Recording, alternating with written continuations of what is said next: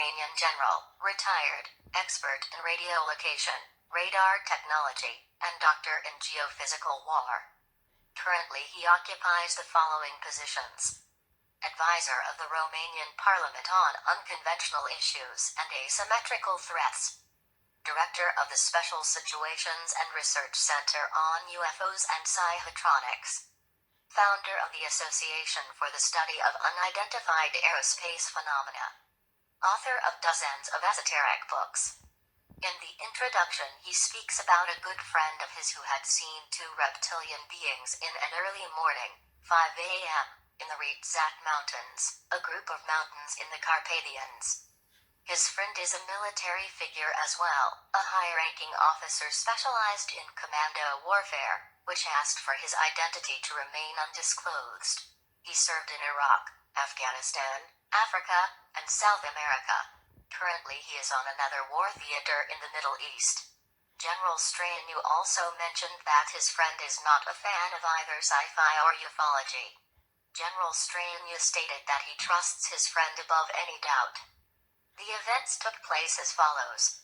The high-ranking officer, let's call him Colonel X, was driving back from a short camping trip, which he took alone in the mountains. He was closing to Bucharest, Romania's capital city, when his car signalized that it was low on gas, so he pulled into a small rural gas station. It was 5 o'clock to 5:10 a.m., so nobody was around. Colonel X noticed a khaki Hummer with black windows parked outside the gas station with the engine on, but nobody around it. After filling up his tank, he paid and headed back to his SUV. But then he noticed that the driver's door of the Hummer was open and inside it he saw a reptilian being. The reptilian had no clothes but it was wearing military boots. It was entirely covered with green scales, just like a crocodile, and had a lizard-type crest on the head. The reptilian saw Colonel X, then he got out of the car unhindered, while still staring at him. He directed some sharp sounds at someone from inside the car, this time looking irritated, then got back at the wheel and quickly drove away. The car had no license plates, either on the front or back. Colonel X appreciated the reptilian to be 2.0 meters, 78.7 inches, high, with yellow eyes and cat-type slits.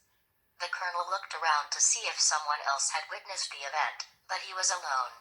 Then he noticed the gas station's video camera. Unfortunately, the salesman told him that the camera was just for decoration and had no practical use, other than scare any potential robbers. Thinking that this was a very well-played hoax, he got back into the car and continued his journey. After several miles he was still very ridden by the events, when he saw the same Hummer with all 4 doors opened. Further, outside the road, he noticed 2 dark green reptilians that seemed to be arguing. The second reptilian was 15 to 20 centimeters, 5.9 to 7.9 inches, higher than the first one. He wasn't wearing clothes or boots. He had lizard-type feet, and unlike the first one, he had a tail. On the street, trucks were passing by in both directions and the drivers were pointing at the creatures, but nobody pulled over. Then, Colonel X got his mobile phone out and took several photographs of the reptilians that were totally careless of this event.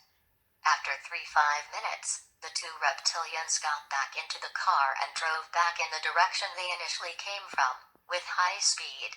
The colonel looked again at the pictures from his mobile phone and rushed for Bucharest in order to contact General Stranu and together decide what to do with the astonishing pictures.